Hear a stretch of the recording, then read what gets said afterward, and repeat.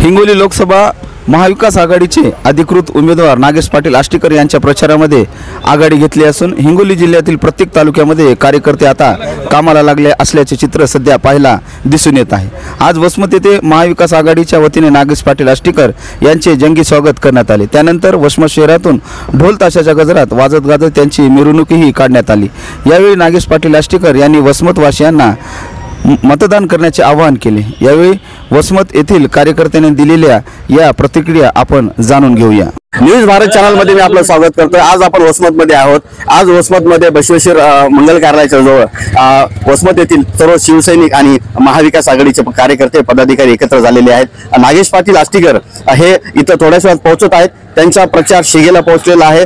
सर्वत्र त्यांनी प्रचारामध्ये आघाडी घेतलेली आहे। आपण त्यांचे पदाधिकारी कार्यकर्ते सोबत त्यांची चर्चा करूयात। नेमकं कशा पद्धतीने प्रचार सुरू आहे आणि परिस्थिती नेमकी कशी आहे आणि विजय कसा ते खेचून आणणार आहेत। आपल्यासोबत शिवसैनिक आहेत, आपण त्याची प्रतिक्रिया करूया। नमस्कार साहेब, चालूमध्ये स्वागत आहे आमचं। साहेब काय प्रतिक्रिया आहे तुमची? प्रतिक्रिया जी आहे आजच्या दिवशी जी आहे पहिलं प्रथम जे आज रामनवमी आहे, रामनवमी निमित्त सर्व हिंदू बांधवांना शुभेच्छा देतो। आणि प्रचारासाठी जे नागेश पाटील आष्टीकर जे यायले आज वसमत दौरा आहे त्याच्यासाठी जे वातावरण जे आहे तो खूप छान आहे आणि मुस्लिम बांधव सुद्धा सोबत आहेत आणि हिंदू बांधव सुद्धा सोबत आहेत। त्याच्यामुळे जे आहे वसमत शहरातून कमी जास्त म्हणलं तरी 25,000ची लीड येईल आम्ही त्यांना। आष्टीकर साहेबांना वसमतचे काय महत्त्वाचे प्रश्न त्यावरती नागेश पाटील आष्टीकर यांच्याकडून तुमची अपेक्षा आहे की आमची काम करतील? साहेब आमची अपेक्षा अशी आहे की मागच्या वेळेस जे बहाड आली होती पाण्याची, तर त्यावेळेस कसं झालं की आमच्या इकडे जे गुरुद्वारा आहे, गुरुद्वारा तिथं कसं आहे की त्यांच्या तिथून जे गुरुद्वारा तिथं तळ फुटलं होतं, तर आमचं जर ज्यावेळेस समजा आष्टीकर साहेब निवडून आले त्यावेळेस आमची पहिली मागणी आहे की बाबासाहेब निवडून आले की त्यावेळेस त्यांनी आम्हाला तिथलं जे तर कंपाऊंड वॉल तेवढं बांधून द्यावे।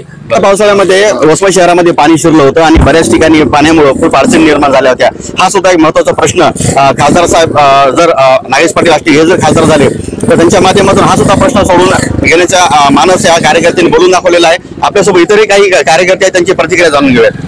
काय सांगाल साहेब, काय तुम्ही कसा काय येणाऱ्या लोकसभाच्या निवडणुकीमध्ये हिंगोली लोकसभेसाठी नागेश पाटील आष्टीकर हे उमेदवार आहे आणि सर्व बहुजन समाज जे आहे त्यांच्या पाठीशी खंबीरपणे उभा टाकलेला आहे। बाळासाहेब ठाकरे यांचे चिरंजीव उद्धव बाळासाहेब ठाकरे, शरद पवार साहेब तसेच काँग्रेस पक्ष हे सगळे वेगवेगळे पक्ष एकत्र येऊन बहुजन समाजाची ताकद मजबूत करून संसदेमध्ये आज आमच्या हिंगोली जिल्ह्याचा आवाज बुलंद करण्यासाठी आम्ही सर्व बहुजन समाज त्यांच्या पाठीशी खंबीरपणे आहेत।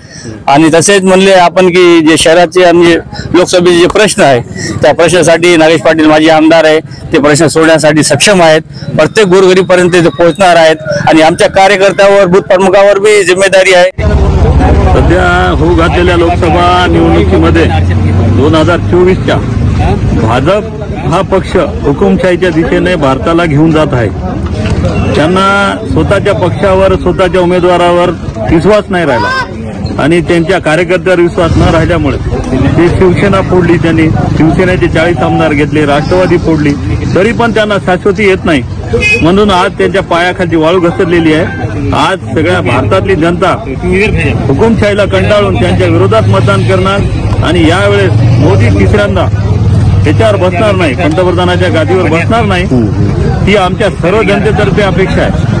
कारण त्यांची प्रत्येक ठिकाणी हुकुमशाही, त्यांच्याकडे गेलं की ईडी लागत नाही आणि त्यांच्याकडे नाही गेलं की ईडी लागते। त्यांच्याकडे वॉशिंग कोणता निरमा आहे, वॉशिंग मशीन आहे, ते सगळं धुवून टाकतात त्यांच्याकडे गेलं की। आता आमच्या इथले उमेदवार सगळे गद्दार झालेले होते, ते तर जास्त मतांनी पडणार होते, परंतु आता ते गेले दुसरीकडे।